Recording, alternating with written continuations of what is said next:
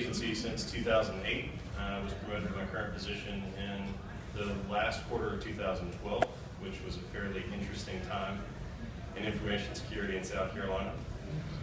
I'm responsible for all of the networking, firewalls, intrusion protection systems, endpoint security, anything else Neil thinks I should be working on. My boss, Neil Adcox, over here on the front row, is going to be helping me out at some point in the presentation here. So, or heckling, I'm not sure which. Yeah, we'll see. So like I said, I've been in IT for 15 years, doing everything from desktop support to networking to programming, and most recently to information security. I am also the organizer of COLASEC, which is an information security meetup. We had our first meeting on August 18th, and our next is on September 15th. We're going to be meeting over at ITology at 6 p.m. If you would like to join us, please do. Also, if you know anyone who happens to be good at graphic design or could help us with a logo, as you can see, I'm not that good at that, and we could use some help. So, that's the last time I'm going to be asking you guys to come join me in any events. From here on out, it's all internet memes. So, I want to talk to you today about how we respond to information security incidents. And I want to do that by first laying out how I think incident response fits within an information security program. Then I'm going to walk you through one of the largest and highest profile security incidents that my agency's ever faced in my time there. And then run through the details of incident response and the plan that you need to have in place to respond effectively. And by the way, while I'm going through this, I'm going to define a few words that seem commonplace and you may know that you may encounter every day. I'm doing that for clarity, so if it gets a bit tedious, please just bear with me. So, an information security program is going to be based on three fundamental disciplines as I see it. Risk management, which is assessing your environment and then planning the systems that you need to build. Operational security, which is actually going and doing the things that make your environment more secure. And then incident response, which is waiting for someone to come in with a sledgehammer and break something that you've built and then fixing it. So a risk is any potential security event that hasn't happened yet. It's something that you can see coming and need to address. Risk management is taking stock of all of those, prioritizing the risks, and then assessing the most severe of them. What it helps you avoid is whack-a-mole security, where you have some executive run in and scream about the fact that some user has clicked on a phishing link, and then that's the only thing you work on for the next 3 weeks. When you may have OpenFTP servers on the outside world, and you go, but wait, there's this OpenFTP server out here, and the executive's like, what? I don't know what an OpenFTP server is. Go away. Go work on this thing that just happened. So the risk management process is how we do that. It allows us to take all of the risks and then educate decision makers on what we need to be working on. Information security officer's role in the agency then is not so much to decide what needs to be done to make the agency secure, but to educate decision makers on what risks you have and which ones you need to address the most to get the most bang for your buck. So operational security, as I said, is the day-to-day stuff you need to do to keep yourself secure. It's patching servers, it's checking for vulnerabilities, limiting access for users, it's password hygiene, it's boring stuff that you have to do day in and out. Obviously, this is kind of my catch-all here. This is the stuff that most of us are going to do first. And it's easy to jump into this when you're building an information security program because this is obvious. You have to do this stuff or you're not doing anything at all. But this can't be the only thing that you do. This process is going to feed back and forth with your risk management. As you build systems, you're going to learn more about your environment, and then you're going to find new risks you didn't know you had. That's going to change your priorities, and it should. So the last thing in my little trio is incident response. Now I'm boring and I like going out and researching what standards think are incidents. So I've got a couple of definitions that I'm not going to read to you, but I will bottom line it for you. Someone's tried to get to something that they shouldn't have, or has broken a system that you depend on. And now it's your job to go out and fix it. So obviously, incident response is a waiting game. You are tending to the systems that you've built, waiting for someone to come in and hit it with a hammer and break everything, or try to steal their data. Now, based on these definitions, you'll notice that you can have hundreds of incidents every single second. If you don't believe me, go look at your firewall logs. Our firewalls are dropping packets left, right, and center, and every time that happens, they're preventing a security incident because they're preventing access to something that someone shouldn't have access to. So that doesn't mean that we need to be responding to all of those. Obviously, we need a way to differentiate between a dropped packet and a piece of malware running on a machine that is trying to upload data from your network to the internet somewhere. And the way we do that is an incident response plan. Now, an incident response plan is going to have all of these bullets, which I had planned to read, but I really won't because hopefully you guys can read it for me. I'm going to dive into the details on what all of this plan entails, but before I do that, I want to jump straight into the incident that we faced on December 23rd, 2012, back before we had this plan formalized and laid out as nicely as we do today. Story time. So it's 6 o'clock on December 23rd, and I'm sitting in my mother's house with my new Rubik's Cube, and I have no idea that anything's going on my network. This guy, going by the Twitter handle @04hasme, is looking around the internet for servers that are running select survey from a company called Class Apps. My web server just happens to be one of the servers that he's going to find later on in the evening. So by 6:30, this user has found my server, and what we should be watching here, but that YouTube video will not play in this mode, is someone accessing the survey software and using the upload page in the survey to upload a piece of PHP code. This PHP code allows the user to upload whatever they want and replace whatever files they want on the web server. It's bad. Select Survey does absolutely nothing to stop this from happening. It does no file type checking. It does no analysis of what's being uploaded. It just says, please give me a file. So my web application firewall that's sitting there protecting my web server sees the code, asks for a file, and then receive a file, and just lets it happen. So in the next 50 minutes, a news organization is going to find out, is going to go to my web page and see that it's not right. And they're going to call the governor's office, and the governor's office is going to call my executive director. And at this point, I'm going to ask my boss, Neil Adcox, to step in and share the phone calls that we received. So, at the time, our executive director was General Abraham Turner. If any of you ever met him, you'll know that he left as a 2-star general on a Friday and showed up at our agency as our executive director on Monday. And so that was a bit of a transformation for some of us. So I'll admit that it's December 23rd, this is the holidays. What do you do during the holidays? You go out and you enjoy some adult beverages with some friends. And that's what me and my significant other Kirsty were doing at the time. And so imagine my surprise when I get this call. I look down and it's General Turner on the phone. And well, this can't be good. He never calls, especially on December 23rd. So I pick it up, and the onslaught of words begins. Adcox, this is General Turner. I repeat, this is General Turner. I just got a call from the governor's office. We've been hacked. I repeat, we've been hacked. Report to HQ immediately. Turn around.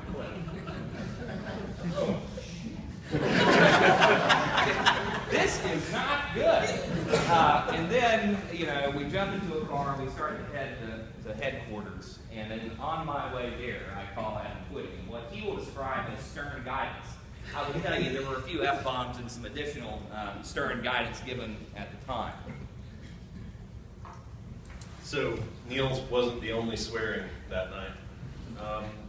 As soon as I got off the phone with Neil, I made a beeline for my laptop and was on the way calling everyone at the agency that I could, that I knew had some ability to help us in this situation. And I was expecting to get this, my agency's homepage.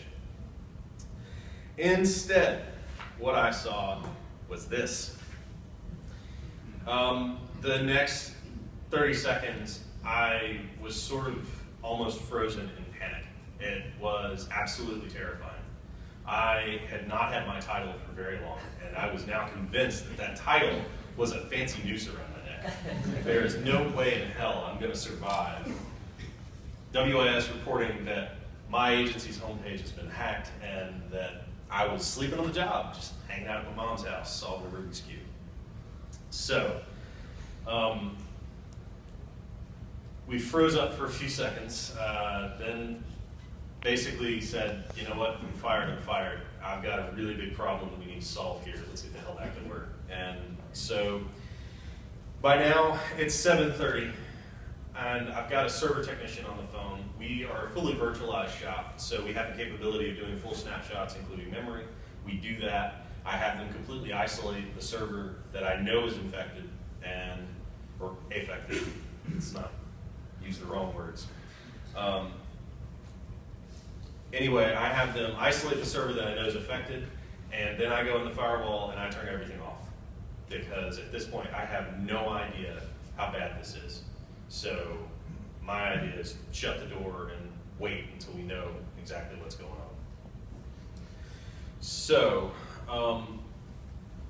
I also jump in the logs and take a look at how far behind we are and realize that this guy got in at 6:30 and has been in my network now for an hour, and I have no idea how far he's gotten, which gives you a whole new kind of panic, because then now everything is suspect. So I'll take a moment to jump back to my incident response plan bullet points that I've gone through. We've completely blown threat assessment out of the water. That step didn't take long, all of about 5 seconds while I had Neil on the phone. This is as bad as it's ever going to get for me, and I'm assuming at this point that I don't have a job come Monday. So he's not the only one. Communication is a constant thread throughout any incident response, and this one was no exception. In the first half hour, I spent literally 25 of it on the phone. I was on the phone with Neil several times, and I was mostly on the phone with my technical staff, Tim DeBlock, and at the time, Bill Sweet. And not to mention all of our server technicians, Trey Funderburk, Ryan Millwood, who is somewhere in the audience, and several others. So it's absolutely critical to success that you get the right people in the room early, and then you stay in touch with all of them.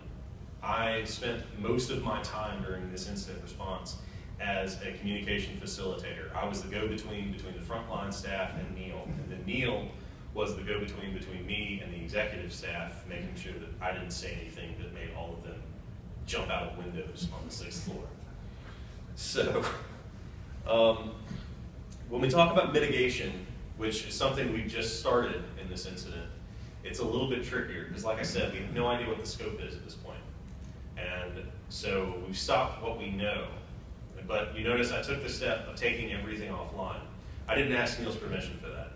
I just did it because I didn't know how bad this was, and I did not want to be the guy that could have pulled the plug and didn't. So while you're building your incident response plans, be sure to empower the frontline staff that are going to be responding with the authority to make those calls. They need to know that when they pull the plug, you're not going to come back and second guess them later. In the moment, they need to have the authority to do whatever they feel is necessary to protect your information. So, the other thing I will say while you're mitigating the threat is don't destroy evidence. It's we never once mentioned this during the course of our incident response, but managed not to do it. That is absolutely critical when you get into the later stage of it and you're trying to establish what the scope is. You have to have all of your server logs, so don't power off servers that you think may be compromised. You have to have all of your firewall logs, so if you're not already logging them to a syslog server, take dumps of all of your logs. Pull everything you can into one place and document everything. Oh, and have an incident report. It's very, very easy to lose track of the timeline and then have to reconstruct it later. It's a really, really big task. And believe it or not, the timeline on these events matters way more often than you think it will. I have been blown away by the number of times somebody's come back and said, yeah, so when this happened, what did we do next? What sequence of events happened here for this incident? And if you don't have any of that written down, you're like, I don't know, that's 4 months ago, dude. I've had 4 incidents and a website defacement since then. So we'll jump back into the story here. So by 8:30, we know the scope. We know what's happened.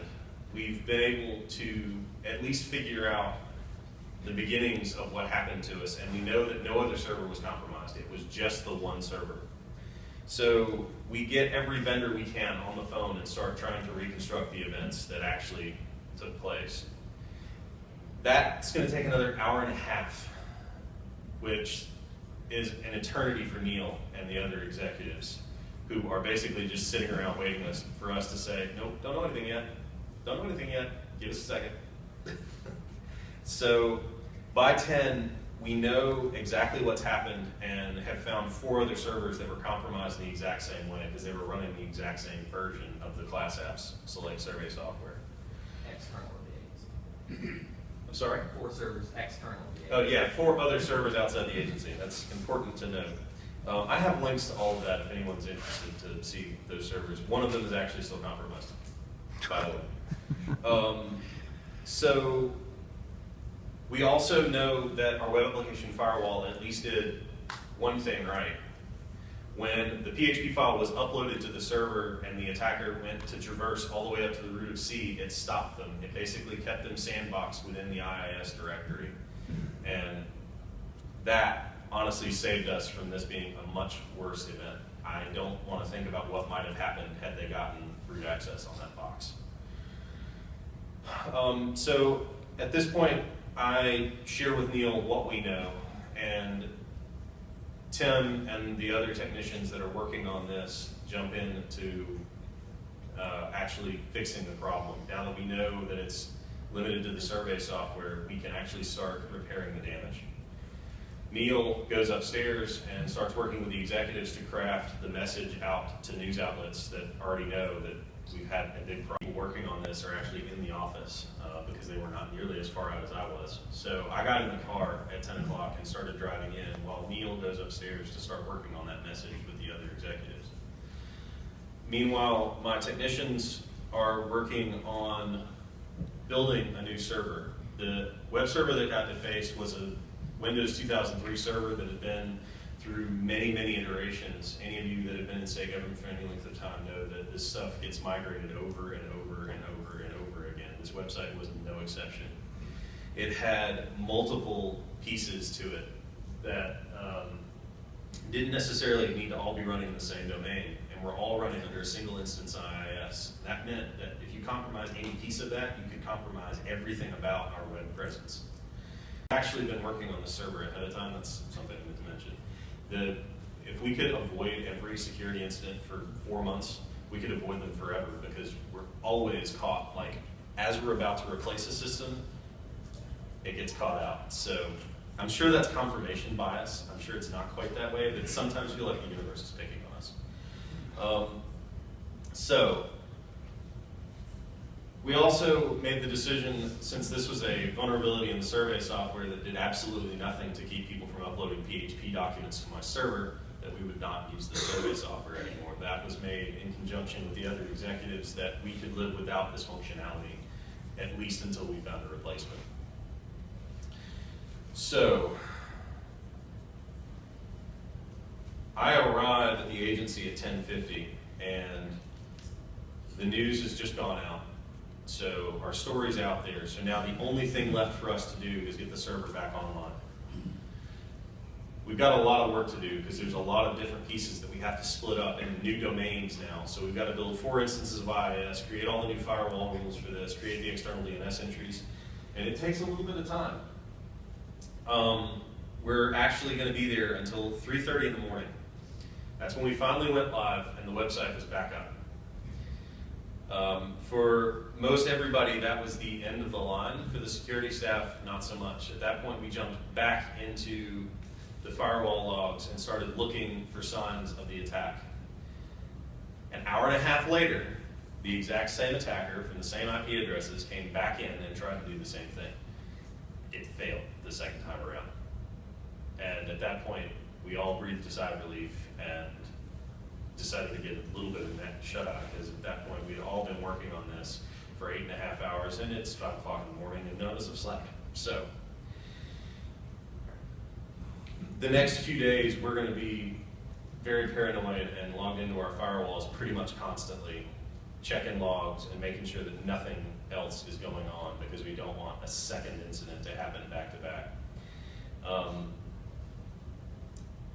At the end of that little episode, 4 days after the event on December 27th, we get a call from Class Apps. They want to let us know that there is a critical vulnerability in their software. Yeah, no kidding. That was a fun phone call for me and Neil. They didn't like it so much. I went back to the Stern guidance. Just a little bit. So let's jump back to an incident response plan and what you need to make it work. The first thing you need is to assess the threat. Now, clearly, we didn't get a chance to do this on our website defacement, as I said. But you need to have a defined severity scale so that when you say we have a severity 1 incident, everybody knows what that means. You also need escalation procedures, so your technicians know when they have a severity 2 incident, they don't necessarily have to get a hold of the CIO. They probably do, but if the CISO is there, it's all good. So the other thing you need to do is assume everything is a severity 1 incident. Everything is a catastrophe until you know otherwise. Otherwise, you're going to miss a catastrophe, and that's not fun. So the other thing you need constantly is communication. You need to establish communication channels and intervals ahead of time, and everyone needs to know who they should be reporting to and how often. You don't necessarily need the intervals set in stone. Neil and I will change that up depending on what we're facing.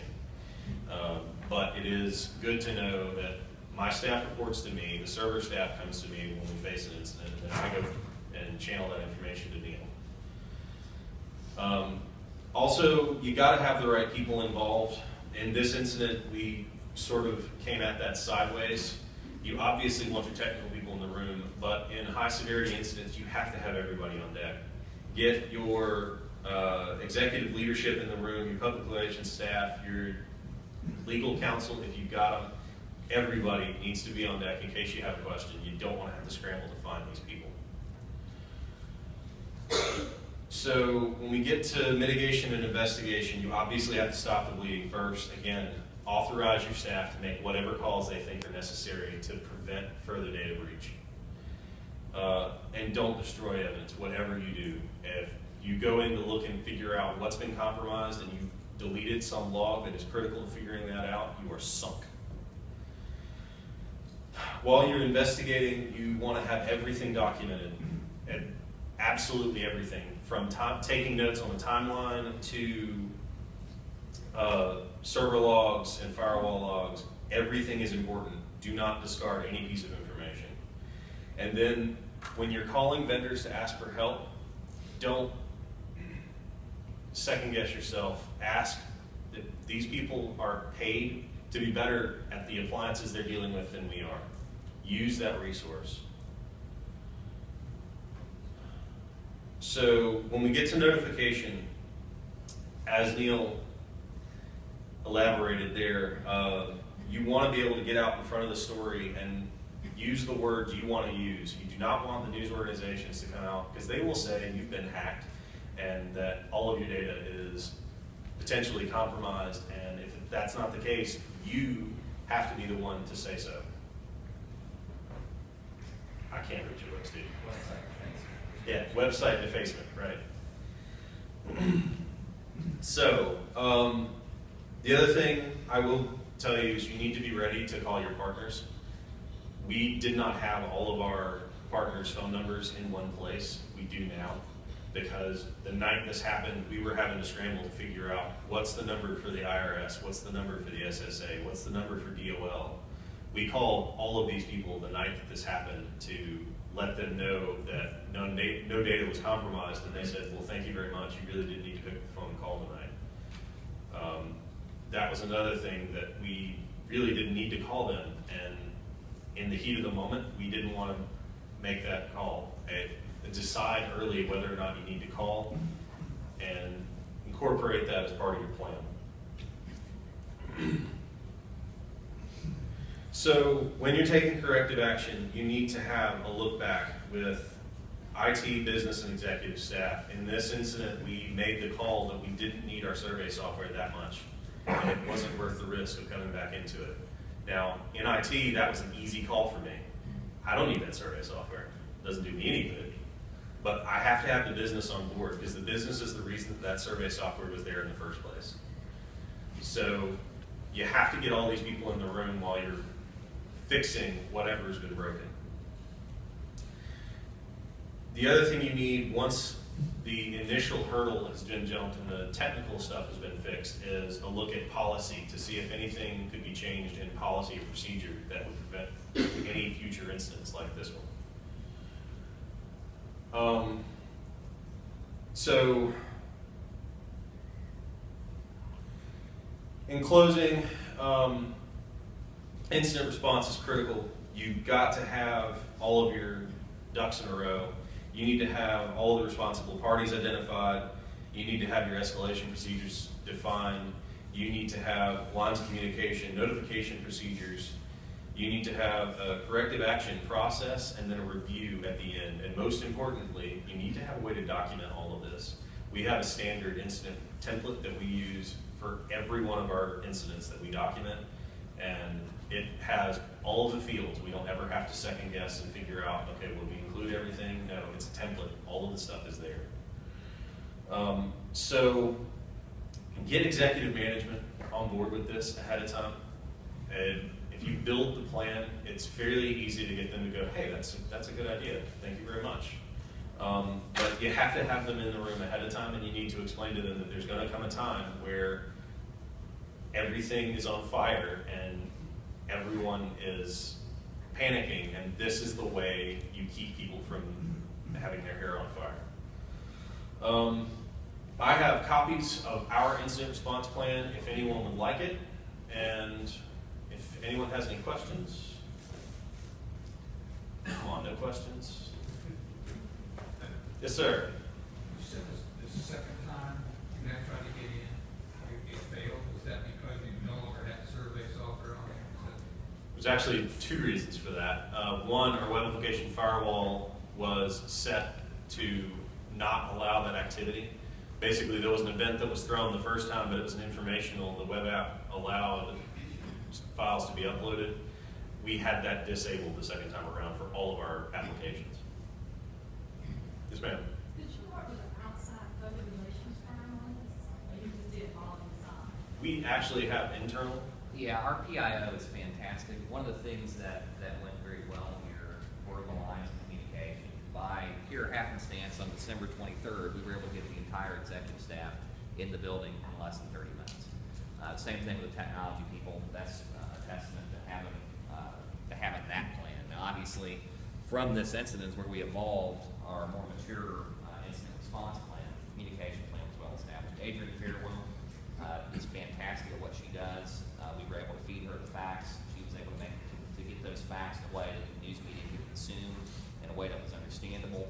And we didn't really have that much time. This started at 6:30. I think I got my call at 6:30.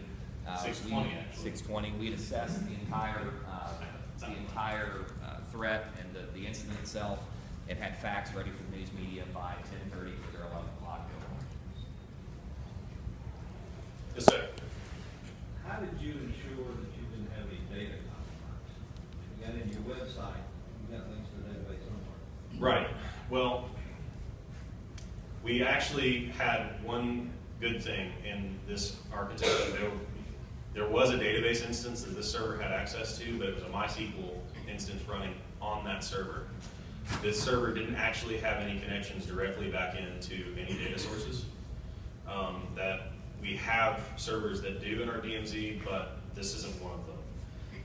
The very first thing we did once we isolated this server was to start looking at every other server that we had in the DMZ that's outward facing, and just looking at logs to see if anything has changed in the last 12 hours. Nothing had, so that was our first indication that we didn't have anything going on. The next thing we did was look at everything that this server had access to within my network to see if there was any communication between this server and something internally. Again, we didn't find anything. We looked on those servers and didn't find any evidence that there was any files modified or any processes running that we didn't expect. Once we got all that done, we started pulling vendors in to have them look over our shoulder and see if they saw anything that we didn't. We didn't find anything. So You got this incident response plan tied into disaster recovery or business continuity in any way? So I'll take that one. I was going to say, Neil may want to jump in here. So, business continuity and IT disaster recovery, obviously that's an extremely important domain within InfoSec. We are not as mature an organization in that particular domain as we'd like to be. We have reached out to Deloitte and state contract to update our business continuity plan and to ensure that we're where we need to be in disaster recovery. I'm sure, where's David Jones? Is he in here?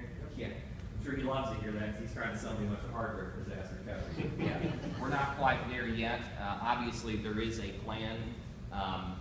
It's not to the level that I want it, number one. Number two is it doesn't mitigate the risk completely, in my opinion. And so we are in the process of shoring not only up the plan, but the actual execution and testing over 6 months, et cetera. People, process, technology. I was going to say it will be. Any other questions? Did you solve the Rubik's Cube? Not that day. I have since then, but not that day. All right, well, if there are no other questions, thank you all very much.